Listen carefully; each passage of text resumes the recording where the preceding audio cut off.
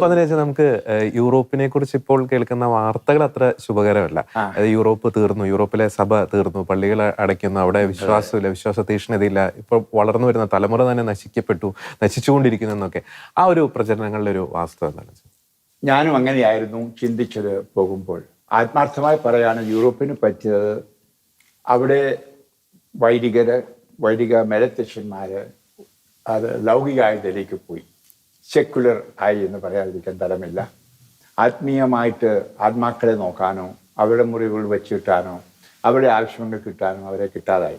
ഒരു ബിഷപ്പിനെയോ ഒരു അച്ഛനെയൊക്കെ സമീപിക്കാൻ പോലും ആഴ്ചകൾ ബുക്ക് ചെയ്യണം. അങ്ങനെ അത് ഇടയനില്ലാത്ത ആളുകളായിപ്പോയി. അങ്ങനെ ആ സഭ നശിക്കാനിടയായത്. ഇത് പറയുമ്പോൾ പല പല കാര്യങ്ങളുടെ മനസ്സിലും വേദനയോടെ വരികയാണ്. ഞാൻ അവിടെ ചെല്ലുമ്പോൾ കാണുന്ന അവസ്ഥ.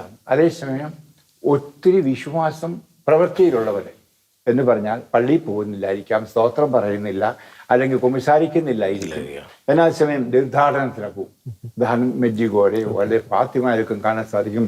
10,000-കണക്കിന് ആളുകൾ ഒന്നിച്ചുകൂടും. അപ്പോൾ അവരുടെ ഉള്ളിൻ്റെ വിശ്വാസം കിടപ്പുണ്ട്. അത് കത്തി ജ്വലിപ്പിക്കാനായിട്ട് അവിടുത്തെ അധികാരികൾ ആരും തയ്യാറാവുന്നില്ല, എവാഞ്ചലൈസ് ചെയ്തില്ല. ഇതിപ്പോൾ കേരളത്തിൽ സംഭവിക്കുന്നു ഇത് തന്നെ ആണ് എന്ന് ഞാൻ പരാമർശിക്കുന്ന വിഷമമുണ്ട്. നമ്മൾ ആരാധനാക്രമങ്ങളും പള്ളിയുടെ പുറമേയുള്ള പള്ളിപണിയും പെരുന്നാളുകളൊക്കെയായി ഇന്ന് വചനം നമ്മുടെ ജനങ്ങൾക്ക് ചെല്ലുന്നില്ല. ഈ പ്രത്യേകിച്ച് അടുത്തതാണല്ലോ, ഒരു 20 കൊല്ലമായിട്ട് അതിൻ്റെ ആ ദാഹം ശമിക്കാതെ കിടക്കാണ്, ആ വിശപ്പ് കിടക്കുകയാണ്, തീർക്കാതെ നമ്മുടെ കേരള ജനതയ്ക്ക്. അതുപോലുള്ള ജനതയാണ് ഞാൻ കണ്ടുമുട്ടിയത് അവിടെ ചെല്ലുമ്പോൾ. അതുകൊണ്ടാണ് അത് നല്ല പ്രസംഗമുണ്ട്, വചനമൊന്നും. ഞാൻ വചനം മാത്രമേ പറയുള്ളൂ, എനിക്ക് സാക്ഷ്യം പറയാൻ ആളില്ല. ഞാൻ ആരെക്കൊണ്ടും സാക്ഷ്യവും പറയും. നിങ്ങൾക്ക് എൻ്റെ ധ്യാനം കേൾക്കാൻ പറ്റും. ആരെക്കൊണ്ടും സാക്ഷ്യം പറയും. ഞാൻ ചുമ്മാ വെറുതെ അവസാനത്തെ ദിവസം ചോദിക്കും, എത്ര പേർ തലവേദന പോയി കൈവക്കത്. അതേ ഉള്ളൂ. എനിക്ക് ആരെക്കൊണ്ടും ഞാൻ സാക്ഷ്യം പറയാൻ പറ്റില്ല. കാരണം എനിക്ക് വേണ്ടത് നവീകരണം. എനിക്കറിയാം ദൈവരാജ്യം കിട്ടുമ്പോൾ ഇതെല്ലാം സംഭവിക്കും. ഇവിടെയാണെങ്കിലും ആദ്യകാലത്ത് എന്തേലും അത്ഭുതകരമായ രോഗശാന്തി നടന്നു. ആരും രോഗശാന്തിയെ പറ്റി പറയുന്നില്ല. നിങ്ങൾ ധ്യാനം കഴിയുമ്പം മുടന്തൽ എഴുന്നേറ്റ് നടന്ന സംഭവങ്ങളും ക്യാൻസർ രോഗം നൂറുകണക്കിന് വചനമായിരുന്നു. അപ്പോൾ അത് തന്നെയാണ് ഞാനും ഇവിടുത്തെ പോലെ തന്നെ വചനം മാത്രം പ്രഘോഷിക്കുകയാണ് ചെയ്തത്. അപ്പോൾ ആളുകൾ കേൾക്കാൻ ഗൗരവമുള്ളവരായി വന്നു. അവിടെയും എനിക്ക് എതിർപ്പുണ്ടായിരുന്നു. അതായത് ക്ലർജിയിൽ നിന്നായിരുന്നു, അല്ല വൈദികരിൽ നിന്നും മെത്രാന്മാരിൽ നിന്നും. അതായത് അച്ഛൻ അത് വളച്ചൊടിക്കാതെ പറഞ്ഞ വാക്ക്, അതായത് എന്ന് പറഞ്ഞാൽ കോംപ്രമൈസ് ഇല്ലാതെ സംസാരിക്കുന്നു എന്ന് പറഞ്ഞാൽ നേരിട്ട് പറയുന്നു. ഉദാഹരണം പാപമാണെന്ന് പറയുന്നു. അത് നിങ്ങൾക്കറിയത്തില്ല എങ്കിൽ നിങ്ങൾക്കറിയാമല്ലോ, ഇപ്പോൾ യൂറോപ്പിൽ അധികാരികൾ അത് ഇങ്ങേറ്റം ഹോമോസെക്ഷൽ കല്യാണം പോലും പള്ളി വെച്ച് നടത്തുന്ന ഒരു കാലഘട്ടമാണെന്ന് ഓർക്കണം. അപ്പോൾ ഈ കോംപ്രമൈസ്, ഇംഗ്ലീഷിൽ പറഞ്ഞാൽ മലയാളത്തിൽ വിട്ടുവീഴ്ച അല്ലേ, അത് സീരിയസ് ആയിട്ട് ഒരിക്കലും കർത്താവ് പറഞ്ഞ വചനങ്ങൾ അവർ കേട്ടിട്ടില്ല. പാപമാണെന്നും പുണ്യമാണെന്നും ആരും വേർതിരിച്ചു കൊടുത്തില്ല. അതുകൊണ്ടാണ് അവരിങ്ങ് വരുന്നത്. ഈ യുവാക്കൾ, എത്ര യുവാക്കൾ വരുന്നറിയോ? അവർ പറഞ്ഞ അച്ഛൻ പറഞ്ഞു അതായത് വലിക്കുന്ന പാവമാണ്, അല്ലെങ്കിൽ ചെയ്യരുത്, കൊള്ളുകയില്ല, ആത്മാവിനെ നശിപ്പിക്കാതെ ശരീരത്തെ നശിപ്പിക്കും, അത് പാപമാണ്. അപ്പൊ ഞാൻ പറയും, യോഹന്നാൻ പൗലോസ് മാർപ്പാപ്പ പറഞ്ഞത് ശരീരത്തെ നശിപ്പിക്കുന്ന എല്ലാം പാപമാണ്, അതുകൊണ്ടാണ് കള്ളും കഞ്ചാവും ഒക്കെ എല്ലാം പാപമായിട്ട് ഇതൊക്കെ ഞാൻ പച്ചക്കെ പറഞ്ഞു. അപ്പോൾ ചെറുപ്പക്കാർ പറയാം, അച്ഛൻ മാത്രം പച്ചക്ക്, അതുകൊണ്ട് ഞങ്ങൾക്ക് ഇനിയും അതിനുള്ള മാർഗം സ്വീകരിക്കാം, മറ്റുള്ള സാരമില്ലാന്ന് അവരെ പ്രാർത്ഥിച്ചുവിടും.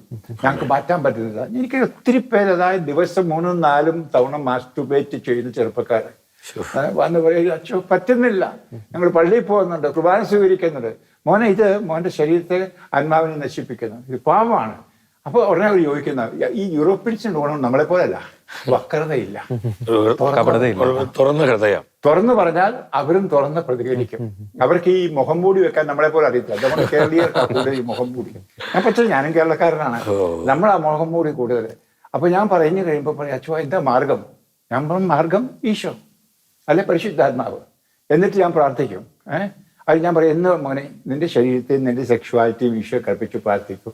അങ്ങനെ എന്ത് പേര് രക്ഷപ്പെട്ടു. അവരെല്ലാം പറയുന്നുണ്ട്, അച്ഛൻ പച്ചക്ക് പറഞ്ഞുകൊണ്ട് പറ്റി, ഇല്ലെങ്കിൽ ഞങ്ങൾ എന്നും ഇങ്ങനെ സാരമില്ല, ഇത് ദൈവം കരുണയാണ്, സ്നേഹമാണ്, അങ്ങനെയായിരുന്നു. അപ്പൊ ഈ പച്ചക്കുള്ള പ്രസംഗം മുറിക്കുന്ന അത് കേൾക്കാൻ അവർ വരുന്നത്. അത് പക്ഷെ ഞാൻ പറഞ്ഞ എനിക്ക് എതിർപ്പിതാണ് ഹൈറാർക്കി. വേണ്ട, ആ മച്ചൻ അന്നസസറി ആയിട്ട് കുറ്റബോധം മനസ്സിൽ കൊടുക്കുന്നു. ആദ്യം എന്നെ പറ്റിയുള്ള പരാതി അതായിരുന്നു. റോമി വരെ പരാതിപ്പെട്ടു.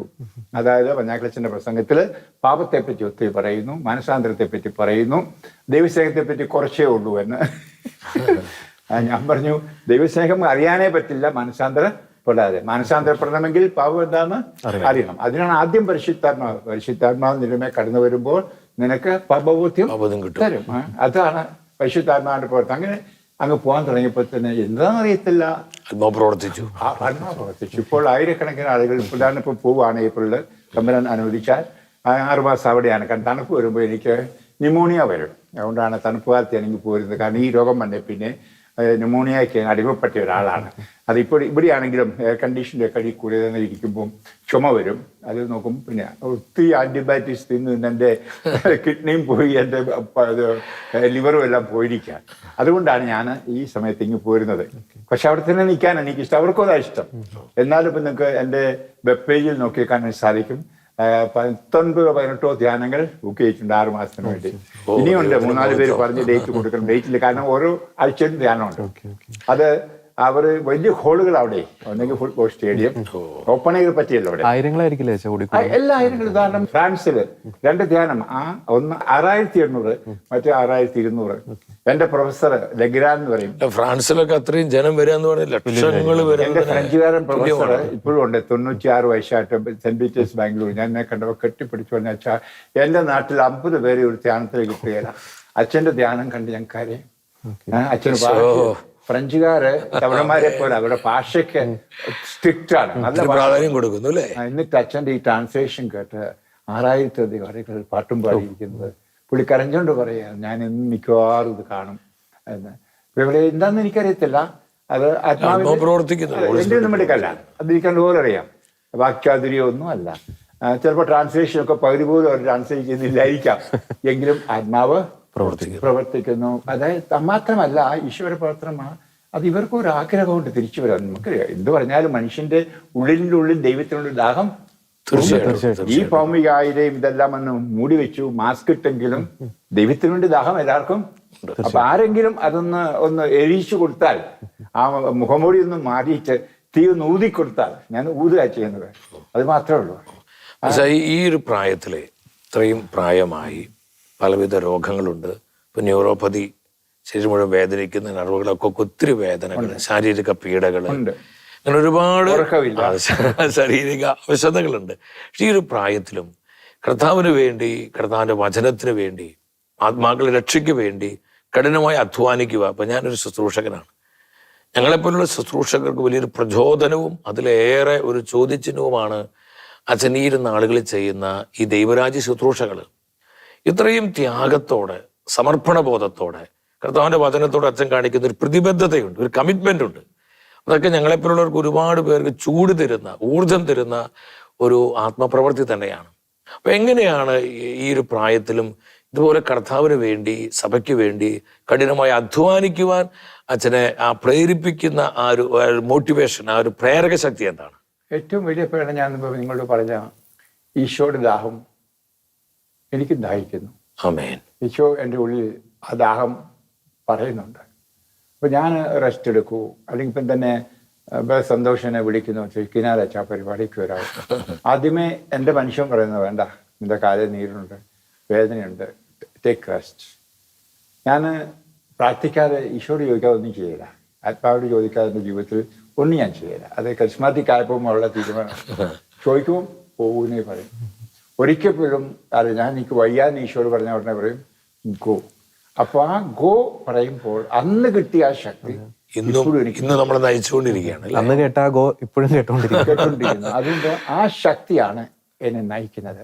പിന്നെ ഈ ശാരീരിക വേദന എന്റെ സന്തോഷം കളയുന്നില്ല.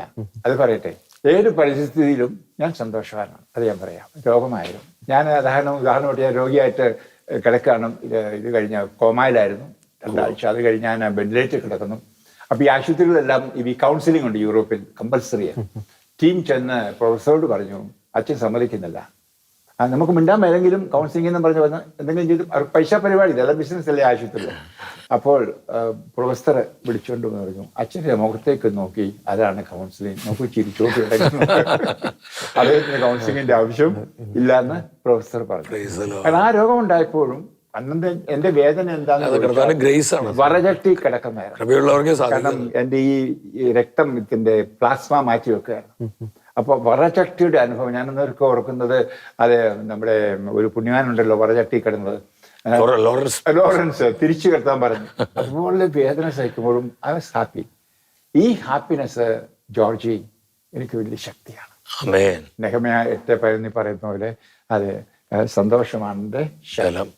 ഞാൻ ഒരിക്കലും എനിക്ക് അതുകൊണ്ട് ഇപ്പം സന്തോഷം എന്ന് പറയാ ഡിപ്രസ്ഡ് എനിക്ക് മനസ്സിലാകത്തില്ല.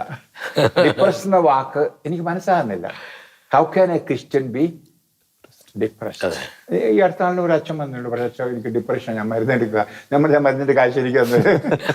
എനിക്ക് അച്ഛൻ കുർബാന ചെല്ലുമ്പോൾ കാണുന്ന ഈശോ എന്ന് നോക്കിയാൽ മതി അച്ഛന്റെ സന്തോഷം. അതാ പൗലോസ് പറഞ്ഞത്, കർത്താവിൽ സന്തോഷിക്കുക. അതെ, ഞാൻ പറയാൻ കാരണം ഇത് നമ്മുടെ ക്രിസ്ത്യാനികൾക്ക് അറിഞ്ഞുകൂടാ ഈശോ കൂടെ ഉണ്ടെന്ന്. അല്ലാതെ ഇങ്ങനെയുള്ള ടീച്ചിങ്സ് കിട്ടുന്നില്ല, പ്രബോധനങ്ങൾ ഇന്ന് കിട്ടുന്നില്ല. അതിനൊരു വലിയ തകർച്ചയാണ് നമ്മൾ. ഇന്ന് ഈശോ ഇന്നും ജീവിക്കുന്നു. അതും പ്രത്യേകിച്ച് തിരുവോസ്തി വിശുദ്ധ കുർബാന എത്ര വൈദികർ വിശ്വസിക്കുന്നു എന്ന് ഞാൻ ചോദിച്ചെന്നെ വിടും. വൈദികർക്കല്ലെങ്കിൽ പിന്നെ ജനങ്ങൾക്ക് എങ്ങനെ? കുർബാനയ്ക്ക് പോകുന്നുണ്ട്, അപ്പം ഭക്ഷിക്കുന്നുണ്ട്, രക്തം കുടിക്കുന്നുണ്ട്, എന്റെ ജീവിക്കുന്ന ഈശോ ആണത്, ഈശോയുടെ ശരീരമാണ്. നമ്മളിതൊക്കെ അത് പല തിയോളജിയാണ് നമ്മൾ നയിക്കുന്നത്. ഈശോ ഇതെന്റെ ശരീരമാകുന്ന പറഞ്ഞത്, അതിന് യാതൊരു തിയോളജിയും വേണ്ട. അപ്പൊ ഇതിന്റെയൊക്കെ ഫലമായിട്ട് ഈ കൂടാശകളിലുള്ള ശക്തി കിട്ടുന്നില്ല ആ മനുഷ്യൻ. അതുകൊണ്ടാണ് പലരും ബന്ധക്കോസ്തിൽ പോകുന്നു, അല്ലെങ്കിൽ മറ്റ് ജാതികളുടെ കൂടെ പോകുന്നു. ഈ ശക്തി നമ്മുടെ കൂടാശകളും പള്ളികർമ്മങ്ങളും മനുഷ്യന് ആത്മീയ ശക്തി കൊടുക്കുന്നതായിട്ട് വരണം, എങ്കിലേ ആത്മീയ ഉണർവ് ഉണ്ടാവുകയുള്ളൂ. ഇതാണ് ഞാൻ യൂറോപ്പിൽ കൊടുക്കുന്നത്. അപ്പൊ അവർക്ക് വലിയ സന്തോഷം. ഇപ്പം ഞാൻ നിങ്ങൾ കാണുന്നുണ്ട് വീഡിയോ, അതുകൊണ്ട് ഞാൻ പറയേണ്ട ആവശ്യമില്ല, എല്ലാം ആയിരക്കണക്കിനാണ് ആളുകൾ വരുന്നത്. അതുപോലെ തന്നെ അച്ഛൻ്റെ ശുശ്രൂഷകളിലെ ഏറ്റവും വലിയൊരു പ്രത്യേകത എന്ന് പറയുന്നത് നിത്യതയെക്കുറിച്ചുള്ള ആ ഒരു ദർശനമാണ്. അതിനെക്കുറിച്ച് പറയാതെ ഉള്ള അച്ഛൻ്റെ ഒരു ശുശ്രൂഷ നമുക്ക് കാണാൻ സാധിക്കില്ല. എന്തുകൊണ്ടാണ് ആ ഒരു വിഷയം ഇത്ര ശക്തിയോടുകൂടി അച്ഛൻ ഫോക്കസ് ചെയ്യുന്നത്? കാരണം എനിക്ക് പേഴ്സണൽ എക്സ്പീരിയൻസ് ഉണ്ടായതുകൊണ്ടും ഇപ്പോഴും ഉണ്ട്. ഞാൻ പച്ചക്ക് പറയാണ്, 2 മണിക്കൂർ ഉറങ്ങിയാൽ അതെനിക്ക് നീണ്ടി ഉറക്കമാണ്. അതിൽ കൂടി ഉറങ്ങാൻ പറ്റത്തില്ല. ഞാൻ ഉദാഹരണമായിട്ട് കൊന്ത, ഞാൻ ജോർജോട് കൂടി ഇരുന്ന് കൊന്ത ചെല്ലുകയാണെങ്കിൽ കംപ്ലീറ്റ് ചെയ്യുള്ളൂ, എനിക്ക് കംപ്ലീറ്റ് ചെയ്യത്തില്ല. ഞാനൊരു 3-4 ദിവസമാകുമ്പം എൻ്റെ ആത്മാവ്, എൻ്റെ കാവൽ മാലഹ എൻ്റെ ആത്മാവിനെ ശുചിത്വത്തിൽ കൊണ്ടുപോകും, നിത്യതയെ കൊണ്ടുപോകും. അവിടെ വെച്ചാണ് അവർക്ക് ശുശ്രൂഷ ചെയ്യും. അവിടെ പലപ്പോഴും ഞാൻ കൊണ്ട മുഴുവൻ കംപ്ലീറ്റ് ചെയ്യാൻ റോണിയെയും കൂട്ടിയിരുത്തിക്കൊണ്ട് കൊന്തയിലേക്കും, ഇല്ലെങ്കിൽ എനിക്ക് കംപ്ലീറ്റ് ചെയ്യത്തില്ല. അതുപോലെ തന്നെ നമസ്കാര പുസ്തകം ഞാൻ ആഗ്രഹിച്ചു ചെല്ലും, കുറച്ചാകുമ്പോഴത്തേന് എൻ്റെ ആത്മാവ് വേറെ നിത്യതയിലേക്ക് പോകും. അല്ല, അപ്പൊ അത് അങ്ങനെ പോകുന്നത് അതൊരു ബൈലൊക്കേഷനാണ്. അതെന്താ ഈ നിത്യത്തിലേക്ക് പോകുന്നു പറയുമ്പോൾ അതിൻ്റെ ഒരു ആത്മീയ വശം എന്താണ്? ഞാൻ ഇവിടെ അല്ല, ഞാനൊന്നും അറിയുന്നില്ല. അപ്പം ഒരു പക്ഷേ ഒരു മനഃശാസ്ത്രം പറഞ്ഞേക്കാം, സൈക്കോളജിക്കലൊക്കെ അടിശമായിട്ടും നമുക്കെല്ലാവർക്കും മനസ്സുണ്ടല്ലോ, സൈക്കോളജി ഇല്ലാതെ ജീവിക്കാൻ പറ്റുമോ? പക്ഷെ എനിക്കൊന്നറിയാം, പുറമേ ഉള്ളതെല്ലാം ഞാൻ കാണുന്നുണ്ട്. ആരെങ്കിലും വന്ന് വിളിച്ചാൽ ഞാൻ എഴുന്നേറ്റ് കഞ്ഞി കുടിക്കാൻ പറഞ്ഞാൽ കഞ്ഞി കുടിക്കാൻ പോകും. പക്ഷെ എൻ്റെ ആത്മാവ് അവിടെ ചെല്ലുകയാണ്. ഞാൻ ഇവരെ കാണും, ശുചിയാത്മാക്കളെ കാണും, ചിലപ്പോൾ സ്വർഗത്തിലും കാണാം. ഞാൻ അമ്മയും എന്നും പരിശുദ്ധമ്മയെ കാണും. ഞാനതിൽ നിന്നും ഒരിക്കലും പരിശുദ്ധമ്മയുടെ പ്രത്യക്ഷീകരണമല്ല, ഞാനങ്ങനെ ആരോടും പറയാറുമില്ല. എങ്കിലും എൻ്റെ അമ്മ എൻ്റെ കൂടെ, എൻ്റെ അമ്മയൊക്കെ എൻ്റെ പെറ്റമ്മയേക്കാൾ സ്നേഹിച്ചുകൊണ്ടുണ്ട്. എനിക്ക് ഒത്തിരി വിഷമമുണ്ടാകും. ചിലപ്പോൾ അമ്മ മടി കിടക്കാറുണ്ട്, പച്ചക്കെ പറഞ്ഞ് അമ്മഞ്ഞിപ്പാല് പോലും ചിലപ്പോൾ എനിക്ക് അമ്മ തരാറുണ്ട്. അതാണ് എൻ്റെ മരിയ ഭക്തി, എൻ്റെ മാതാവിൻ്റെ ഭക്തി. എന്നോട് അമ്മ പറയുന്നത് എപ്പോഴും എന്തെന്നറിയാമോ? അതെ, നീ എൻ്റെ മകൻ പറയുന്നത് ചെയ്യുക, അതുകൊണ്ടാണ് എന്നെ സ്നേഹിക്കുന്നത്. അതാണ് യഥാർത്ഥ മാതാവിനുള്ള ഭക്തി. ഇന്നതൊക്കെ പോയിട്ട് മാതാവിനെ ഒരു കച്ചവട വസ്തുവാക്കിയിരിക്കുകയാണ്, പണം ഉണ്ടാക്കാനായിട്ട്. പുണ്യന്മാരെല്ലാം ഇപ്പോഴാണല്ലോ പണം ഉണ്ടാക്കുന്ന ബിസിനസ്സാണ്. ഞാൻ കളിയാക്കി പറയല്ല, അങ്ങനെ ആയിപ്പോയി. നമുക്ക് വേണ്ടി പ്രാർത്ഥിക്കുന്നവരല്ല, മാതാവ് എപ്പോഴും സന്തോഷിക്കും. നമ്മൾ അതുകൊണ്ട് ഞാൻ ഈ ഷക്കീലയ്ക്ക് വേണ്ടി പ്രാർത്ഥിക്കുമ്പോൾ പലപ്പോഴും കാണുന്നത് ഷക്കീല മാതാവിന്റെ മടിയിലാണ്. കാരണം ഞാൻ പല പ്രസ്ഥാനങ്ങളും ഈ ഷക്കീലായി വരുന്ന എനിക്ക് വലിയ സന്തോഷത്തിന് കാരണം, നിങ്ങൾ കർത്താവ് പറഞ്ഞ അതേ വാക്കനുസരിച്ച് നിങ്ങൾക്ക് വേറെ യാതൊരു മോട്ടിവേഷനും ഇല്ല. വചനം കൊടുക്കുക, ആളുകളെ നവീകരിക്കുക, ഈശോയിലേക്ക് കൊണ്ടുവരിക. നിങ്ങൾക്ക് അനാഥശാലയില്ല, വൃദ്ധർക്കുള്ള മന്ദിരമില്ല, സ്കൂളില്ല, കോളേജില്ല. അതെ, നിങ്ങൾക്ക് ആരെന്ത് തന്നാലും അത് വചനത്തിന് വേണ്ടി പോകുന്നു. എനിക്ക് ഒത്തിരി സാക്ഷ്യങ്ങൾ പറയാനുണ്ട്. എന്നോട് പലരും പറയാം, അച്ഛൻ ഷക്കീന ടെലിവിഷനിൽ പണം ചോദിച്ചുകൊണ്ട് ഞാൻ അയച്ചു കൊടുത്തു, ചോദ്യത്തിന് ഒത്തിരി അനുഗ്രഹമാണ്. ആമേൻ. അപ്പൊ ഞാൻ അവരോട് പറയും, കർത്താവിന്റെ വചനത്തിനായിട്ട് കൊടുത്താൽ കർത്താവ് അനുഗ്രഹിക്കും. അതിശം മറ്റുള്ളതിനെ അനുഗ്രഹിക്കില്ല, കണിശമായിട്ടും അനുഗ്രഹിക്കും. പക്ഷെ ഏറ്റവും പ്രയോറിറ്റി കർത്താവ് പറഞ്ഞത് പോയി എന്റെ വചനം പ്രഘോഷിക്കുക എന്നുള്ളതാണ്. അപ്പൊ അത് ചെയ്യുന്ന ആരെ സഹായിച്ചാലും, ഷക്കീല മാത്രമല്ല ആരെയായാലും കർത്താവ് ദൈവരാജ്യ ശുശ്രൂഷകൾ ആര് ചെയ്താലും അവരെ സഹായിക്കും. കാരണം എന്താ വെച്ചാൽ നമ്മൾ ക്രിസ്ത്യാനിറ്റി ഇപ്പം സോഷ്യൽ വർക്കായി മാറി എന്നാ പറഞ്ഞിരിക്കുന്നത്. അപ്പൊ പ്രീച്ച് ചെയ്യണമെന്നും മനസ്സാന്തരപ്പെടുത്തണമെന്നും മന്ദപിപ്പിക്കാനും ഈശോയിൽ രക്ഷ കൊടുക്കാനും നമുക്ക് കടപ്പെട്ടവരാണ്. ഇതാണ് നമ്മൾ ചെയ്യേണ്ട പ്രൈമറി ഡ്യൂട്ടി. ഇതാണ് നിങ്ങൾ ഷെക്കീന ചെയ്യുന്നത്. അതുകൊണ്ട് എനിക്ക് ഇവിടെ വരിക എന്ന് പറഞ്ഞൊരു സന്തോഷമാണ്. ഞാൻ മനുഷ്യമായി പറഞ്ഞാൽ ഞാൻ വരാൻ പാടില്ല, കാരണം അതുപോലെ എനിക്ക് ശരീരക്കാലിലെ നീരും വേദനയും ശാരീരിക അവശതകളുണ്ട് ഉണ്ട്. പക്ഷെ അതൊന്നും പ്രശ്നമല്ല. പിന്നെ അത് വേറെ ഒരു ധ്യാനത്തിന് പോകുന്ന പോലല്ല. എനിക്കിവിടെ വരുമ്പം നിങ്ങളുടെ സ്നേഹം അത് ഭൗമിക സ്നേഹം അല്ല ഞാൻ പറയുന്നത്, അത് വചനത്തോടുള്ള നിങ്ങളുടെ എരി. ഞാൻ നിങ്ങൾ രണ്ടുപേരെയും, നിങ്ങൾ എൻ്റെ മുന്നിൽ ഇരിക്കുന്ന രണ്ടുപേരും എൻ്റെ മക്കളായിട്ട് കണ്ടുകൊണ്ട് പറയാണ്. ഞാൻ മിക്കവാറും നിങ്ങളുടെ പ്രോഗ്രാം സമയം പോലെ കാണാറുണ്ട്. രാത്രിയിലൊക്കെ ഉറക്കമില്ലാത്തവർ ചിലപ്പം ഓൺ ചെയ്യും. അപ്പം ഞാൻ കാണുന്ന ജോർജിയോടെ ഇൻ്റർവ്യൂവോ ഡിബേറ്റോ അല്ലെങ്കിൽ സന്തോഷ് ബ്രദറിൻ്റെ പ്രസംഗമോ എല്ലാം ആണ്. അപ്പം ഇതെല്ലാം കാണുമ്പോൾ ഇതേമേ ഈ പിള്ളേർ രണ്ടുപേരും ഇങ്ങനെ എരിയുന്ന എന്തുകൊണ്ടാണ്? ഞാൻ പിന്നെ അച്ഛനായി പോയി പോട്ടെ. എന്നിട്ട് രണ്ട് വിവാഹിതരായ അൽമേനികൾ ഇപ്പറ വചനത്തിൻ്റെ ആ ചൂട്, മാത്രമല്ല ഇവിടുത്തെ ഓരോ പരിപാടികളും ഞാൻ കാണുന്ന ആ ചൂടുള്ളത്. അതുകൊണ്ടാണ് ഞാൻ ആരോടും പറയും, ആത്മാർത്ഥമായിട്ട് സഹായിക്കണം, അല്ലെങ്കിൽ നിന്ന് പോവും. കാരണം ഒത്തിരി എക്സ്പെൻസ് ഉണ്ട് ഇതിനെ എന്നൊക്കെ ഞാൻ പറയും. നിങ്ങൾ മറ്റു പ്രസ്ഥാനങ്ങൾക്ക് കൊടുക്കുന്ന പോലല്ല, കർത്താവിന് വേണ്ടി വചനം അത് പറയാറുണ്ട്. എനിക്കത് ഞാൻ പൊക്കി പറയല്ല, ഇതെൻ്റെ കഥ ഞാൻ തുറന്ന് പറയാണ്. I really love Shekinah and the work Shekinah is doing and continue, and I pray that you continue with the power. പിന്നെ അച്ഛൻ നമുക്ക് അറിയാം, ഈ കർത്താവിൻ്റെ ഒരു പ്രോമിസാണ്. അപ്പം അത് കർത്താവിൻ്റെ ഒരു മനസ്സും കൂടിയാണ്. കർത്താവിൻ്റെ പ്രത്യാഗമനത്തിന് മുൻപ് സഭയിലും ലോകം മുഴുവനിലും ഒരു വലിയ ഒരു ഉണർവ്, ഒരു ലോക സുവിശേഷവൽക്കരണത്തെ കൂടുതൽ ത്വരിതപ്പെടുത്തുന്ന, അല്ലെങ്കിൽ ആത്മാവിൻ്റെ ഒരു ശക്തമായ റിവൈവൽ, ഒരു പുതിയ പെന്തക്കോസ്ത ഉണ്ടാവും, രണ്ടാം പെന്തക്കോസ്ത സംഭവിക്കും. അങ്ങനെ വ്യാപകമായിട്ടുള്ള ഒരു പരിശുദ്ധാത്മാവിൻ്റെ പ്രവർത്തനങ്ങൾ സഭയിലും ലോകം മുഴുവൻ ആഞ്ഞടിക്കുന്നതായിട്ട് നമ്മൾ പലപ്പോഴും കാണുന്നുണ്ട്. അപ്പോൾ ഈ റിവൈവലിനെ കുറിച്ച്, പരിശുദ്ധാത്മാവ് തൻ്റെ സഭയ്ക്ക് നൽകുന്ന ഈ ഉണർവിനെ കുറിച്ചുള്ള അച്ഛൻ്റെ ഒരു കാഴ്ചപ്പാടും, അല്ലെങ്കിൽ അതിനോട് ബന്ധപ്പെട്ടുള്ള അച്ഛൻ്റെ ഒരു ദർശനവും അതൊന്ന് പങ്കുവെച്ചാൽ നന്നായിരിക്കും. നമ്മൾ ഉണർവ്, ഉദാഹരണം ഇറാനില്, നമ്മുടെ പഞ്ചാബില് ഒക്കെ നമ്മൾ വായിക്കുന്നുണ്ട്. ഇതെല്ലാം അകത്തോലിക്കരാണ് ചെയ്യുന്നത്. കത്തോലിക്ക സഭയിൽ നിന്ന് ആരും ചെയ്യുന്നില്ല. അത് നമ്മൾ ചെയ്യാത്തത് കൊണ്ടാണ്. നമ്മൾ ചെയ്യേണ്ട ഡ്യൂട്ടി നമ്മൾ ചെയ്യുന്നില്ല. അതോർക്കും വേദനയുള്ളത്. നമ്മുടെ കത്തോലിക്കർക്ക് പോലും വചനമില്ല. അവര് ആത്മാവിൽ പ്രബുദ്ധരാക്കുന്നില്ല. നമ്മൾ ഒത്തിരി ഭൗമികാതയായിപ്പോയി ഞങ്ങളുടെ ജീവിതം. ഞാൻ സഹിതം അച്ഛന്മാരുടെ ജീവിതവും അതുപോലെ അതിനുവേണ്ടിയാണ് പ്രോത്സാഹിപ്പിക്കുക. ഉദാഹരണം ഞാൻ പറയാണ്, ഒരു ധ്യാനാശ്രമം, ഒന്നാം ദിവസം കാറ് വഞ്ചരിക്കുക, രണ്ടാം ദിവസം പാസ്പോർട്ട് വഞ്ചരിക്കുക, മൂന്നാം ദിവസം ഇങ്ങനത്തുള്ള ഭൗമിക കാര്യങ്ങൾ, അല്ലെങ്കിൽ നെല്ലും കപ്പയൊക്കെ കൊണ്ട് അത് വഞ്ചരിക്കുക. അതാണോ അത് ജീവിക്കുന്ന യേശുവിൻ്റെ വചനത്തിലൂടെ ഈശോയുടെ രക്ഷ? ഇവാഞ്ചലൈസേഷൻ വേണ്ടതുപോലെ അല്ലേ സംഭവിക്കുന്നില്ല. അതുകൊണ്ട് നമുക്ക് അത് ചെയ്യുന്നില്ല. ഇനി ഈ റിവൈവല് എനിക്ക് ഹാപ്പിയാണ്. പെന്തക്കോസ്തുകാരായാലും ആരായാലും പ്രസംഗിച്ചോട്ടെ, എനിക്ക് ആരായാലും പിശാച് ഒഴിച്ച് ആരും കർത്താവിനെ പ്രസംഗിക്കുക സന്തോഷമാണ്. അവൻ പ്രസംഗിക്കാൻ നമുക്കറിയാം. അതുകൊണ്ട് ഞാൻ പറഞ്ഞേ. പക്ഷേ ഇതെല്ലാം കർത്താവ് കൊടുത്തിരിക്കുന്നത് കത്തോലിക്ക സഭയ്ക്കാണല്ലോ. മുൻനിരയിൽ നിന്ന് ചെയ്യേണ്ടത്. കത്തോലിക്കൻ ആയതുകൊണ്ട് ഞാൻ പറയാണ്, ഇന്ന് കത്തോലിക്ക സഭ ഉറങ്ങുകയാണ്. തട്ടി ഉണർത്തും കർത്താവ്. ഇനിയും അങ്ങനെ ഒരു അവശേഷിച്ച ഭാഗം ഏതാനും പേര് ഉണ്ടാവും. അങ്ങനെ കർത്താവ് ഒരുക്കിക്കൊണ്ടിരിക്കുകയാണ്. എല്ലാ രാജ്യത്തും അത് ഉണ്ടാകും. അതിനുവേണ്ടിയും ഷെക്കീന അത് മുൻകൈ എടുക്കേണ്ടത് ചൂടുള്ള കുറെ പേരെ ഉണ്ടാക്കാൻ. നമ്മൾ ഈ റോമാക്കാർക്ക് തെരഞ്ഞെടുക്കപ്പെട്ട ഒരു പ്രവാചകന്റെ വചനം ഉദ്ധരിച്ചിരിക്കുന്നത്, ഞാൻ ആത്മാവിൽ തിഷ്ടവതിയാണ്, അപ്പോൾ എല്ലാം നശിച്ചു. ഇപ്പം ബിഷപ്പ്മാരുമില്ല, അച്ഛന്മാരുമില്ല, പള്ളിയിൽ പോകാൻ ആളുമില്ല, എല്ലാം യൂറോപ്പിലെ കാര്യം മുമ്പേ ജോർജിയനോട് ചോദിച്ചു, എല്ലാം പോയെന്ന് തകർന്നു എന്ന്.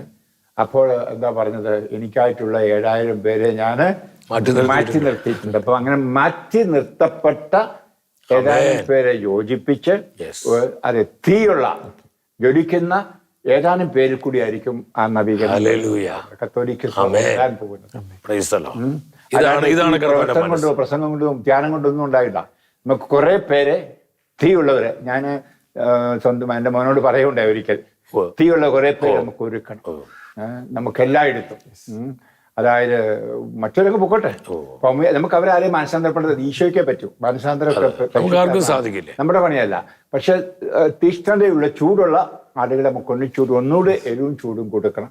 എന്നിട്ട് ആ അവശേഷിച്ച ഭാഗം റെമനന്റ്, അവരെ കീഴടക്കാൻ ആർക്കും പറ്റില്ല. ഇൻഡോമിറ്റബിൾ, അവര് ആർക്കും കീഴടക്കാൻ വല്ലാത്ത ശക്തരാക്കണം ഈശോയിൽ.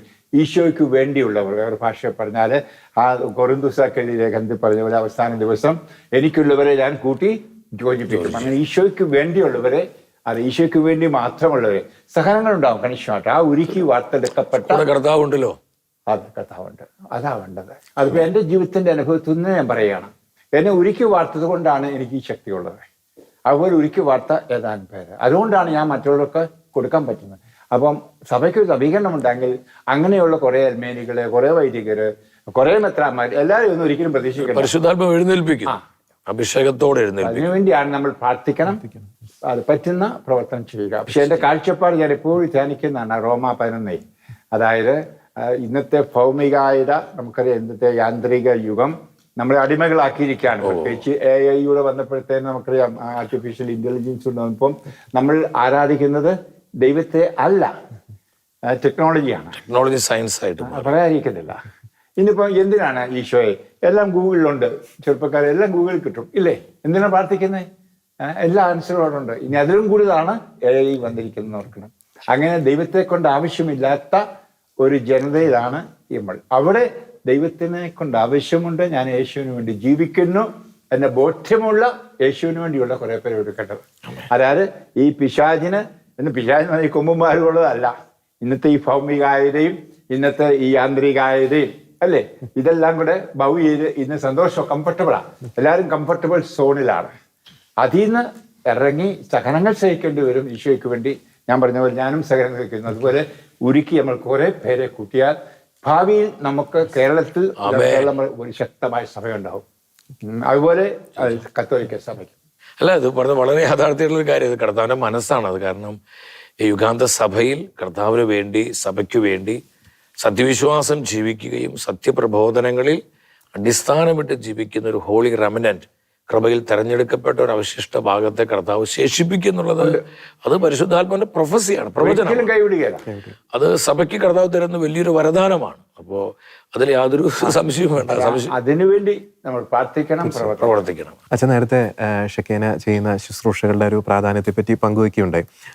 ഷെക്കേനയുടെ ഒരു പുതിയ ഒരു കാൽവെപ്പ്, ഷെക്കേന ഗ്ലോബൽ ന്യൂസ് SGN, അത് അന്താരാഷ്ട്ര തലത്തിലേക്ക് സുവിശേഷവൽക്കരണത്തിന് വലിയൊരു മുന്നേറ്റമായിട്ട് ചൂടുവെക്കാൻ പോകുന്ന ഒരു വാർത്താ ചാനൽ ആഗോള പ്രേക്ഷകർക്കായിട്ട്.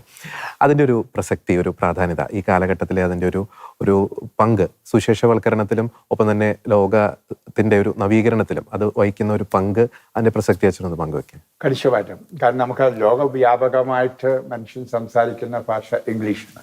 പിന്നെ ഒരു വശങ്ങളിൽ ഫ്രഞ്ച്, സ്പാനിഷ് ആയിരിക്കാം, പിന്നീടായിരിക്കാം മറ്റ് പോളിഷും മറ്റു ഭാഷകളൊക്കെ.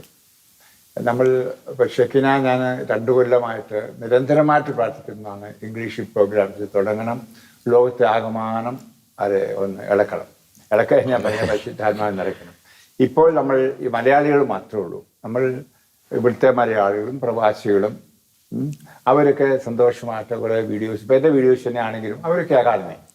അപ്പോൾ പലപ്പോഴും അവർ തന്നെ ഫുട് നോട്ടിൽ അല്ലെങ്കിൽ കമൻറ്റിൽ എഴുതാറുണ്ട്, ഞങ്ങൾക്ക് വേണ്ടി കൂടെ അപ്പോൾ അങ്ങനെയുള്ളത് ഇംഗ്ലീഷ് പ്രോഗ്രാംസ്. ഇനിയും നമുക്ക് ഇപ്പം പലരും പറയും യൂറോപ്പ് പോയി അല്ലെങ്കിൽ അമേരിക്ക പോയി എന്നൊക്കെ പറയുന്നു. പക്ഷെ നമുക്ക് അവരുടെ മേലും ഒരു ഉത്തരവാദിത്തമുണ്ട്. നമ്മൾ ഓർക്കണം, നമുക്ക് ഇന്ന് കേരള സഭയ്ക്ക് പ്രത്യേകിച്ച് ഈ വിദേശീയരാണ് നമുക്കെല്ലാം കൊണ്ട് തന്നത്.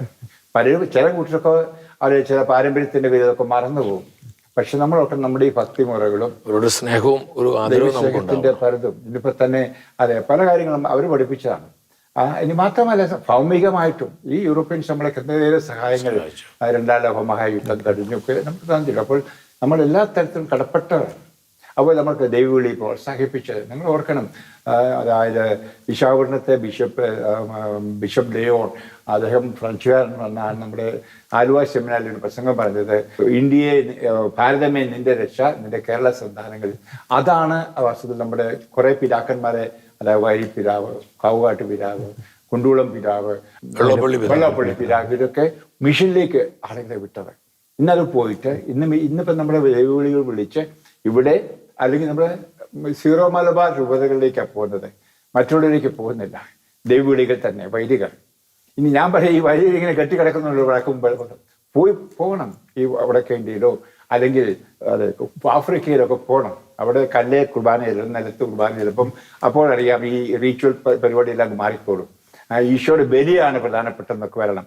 അത് ഞാൻ പറയാൻ കാരണം, അപ്പം അങ്ങനെ ഒരു ട്രസ്റ്റ് നമുക്ക് കൊടുക്കാനൊരു കടപ്പാട്, അവരെ രക്ഷിക്കാനുള്ള പരിപാടികൾ നമ്മൾ ആസൂത്രണം ചെയ്യണം. അതുകൊണ്ട് ഈവൻ ഹിന്ദി പ്രോഗ്രാം വടക്കേ ഇന്ത്യയുള്ളവരെ സ്വാധീനിക്കാൻ നല്ലതായിരിക്കും. ഹിന്ദിയിലുള്ള കുറെ ക്ലാസ്സുകളോ പ്രസംഗങ്ങളോ ഗാനങ്ങളൊക്കെ. തീർച്ചയായിട്ടും. ഇപ്പൊ തന്നെ ഉദാഹരണം കാരിസ്മാരിലാണെങ്കിൽ എല്ലാ ആഴ്ചയിലും ഒരു ഹിന്ദി കുർബാനയുണ്ട്. കാരണം ഒത്തിരി ഹിന്ദിക്കാർ നമുക്ക് കേരളത്തിലുണ്ട്. നമ്മൾ ആളുകൾ പ്രാർത്ഥിച്ചുകൊണ്ടിരിക്കുക ഷെക്കേന ഭാരത് എന്നുള്ള കർത്താവിന്റെ സ്വപ്നം സാക്ഷാത്കരിക്കപ്പെടാൻ വേണ്ടി പ്രാർത്ഥിക്കുന്നുണ്ട്. നമുക്ക് പറ്റിയ ലാംഗ്വേജ് ഇംഗ്ലീഷാണ്. ഷെക്കേന ഭാരതിന് വേണ്ടിയും അതുപോലെ ഷെക്കേന ഗ്ലോബൽ ന്യൂസ് നെറ്റ്വർക്കിന് വേണ്ടിയും നമുക്ക് മലയാളീസ് ഒരു ചെറിയ ഗ്രൂപ്പാണെന്ന് പറഞ്ഞത്, നമ്മുടെ ഒരു മൈനോറിറ്റിയാണ്. ഇവിടെ നമ്മൾ ഓർക്കും നമ്മൾ വലിയവരാണ്. നമ്മൾ മൊത്തം ആഗോള സഭ നോക്കുമ്പോൾ നമ്മൾ ഒരു 3% ഉള്ളൂ. അത് നമ്മൾ ഓർക്കണം. തീർച്ചയായും വളരെ നന്ദി അച്ഛാ. അക്ഷരാർത്ഥത്തിലൊരു താമസിച്ചുള്ള ധ്യാനം കൂടിയ ഒരു അനുഭവത്തിലൂടെ തന്നെയാണ് അച്ഛൻ ഞങ്ങളെ കൊണ്ടുപോയത്, പ്രേക്ഷകരെയും കൊണ്ടുപോയത്. അച്ഛൻ്റെ ശുശ്രൂഷകളെ ഇനിയും ദൈവം കൂടുതൽ ഉയരങ്ങളിലേക്ക് എത്തിക്കട്ടെ. ഈ ഒരു സഹനത്തിൻ്റെ ഒരു അവസ്ഥയിൽ ഇനിയും ലോക രാജ്യങ്ങളിലേക്ക് അച്ഛനെ ദൈവം എത്തിക്കട്ടെ, സുവിശേഷത്തിൻ്റെ ഒരു തീക്കാറ്റുമായി. ഒപ്പം തന്നെ ഷെക്കേനയോട് അച്ഛൻ കാണിക്കുന്ന ആ ഒരു സ്നേഹം, ഷെക്കേനയോട് അച്ഛൻ കാണിക്കുന്ന ആ ഒരു പിന്തുണ, ആ ഒരു ഷെക്കേനയുടെ ഒരു സ്വന്തം അപ്പനായിട്ട് തന്നെയാണ് ഷെക്കേന കുടുംബം അച്ഛനെ കാണുന്നത്. അപ്പം അച്ഛൻ്റെ എല്ലാ പ്രാർത്ഥനകൾക്കും നന്ദി. അച്ഛൻ്റെ ഒരു വിലയേറിയ സമയം ഈ ഒരു സഹനങ്ങൾക്കിടയിലും ഷെക്കേന ന്യൂസുമായി പങ്കുവച്ചതിന് ഒത്തിരി നന്ദി. അച്ഛൻ്റെ ശുശ്രൂഷകൾ ഇനിയും ദൈവം വളർത്തട്ടെ. Thank you.